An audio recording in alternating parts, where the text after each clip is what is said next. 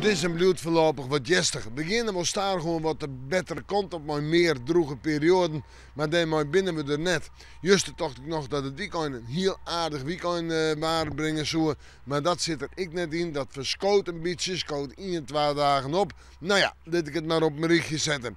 Joen en vannacht. Joen nog kans op een enkele bui. Misschien wel mijn tongen die had vooral voor het kust- en waardgebied. Verder liep het aardig droeg te blijven. Ik de komende nacht. Temperaturen vannacht zijn 10 graden. En de wind die komt nog altijd in het zuidelijke richting mee. En is matig rond vrij krachtig of krachtig. De krachtige wind in het kustgebied. En dan terug naar morgen. Dat het weer een dag met buien. Pittige buien ik, maar kans op tongen. Soms ik hagel. De zinnen ertussen terug. En de temperaturen morgen 21 om en bij de 16 graden heen.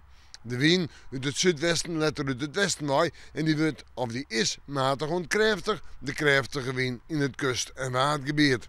Nou ja, dan terug naar morgen, nog altijd een aantal buien. En zoeken we dan vooruit, dan heb ik op vrijdag en sneeuw beslist nog geen droeg waarsteen. Wel droeg waar perioden, wel de zinnen erbij, maar ik uit terug nog een bui of een buiken. De temperaturen deze dagen zouden bij de 15 graden heen.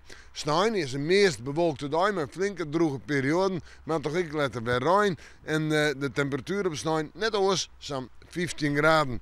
Nou, het jou toont dat het nog heel te jest is, dus zetten we maar in op na het weekend. En we met de morgen weer even in het waarsje.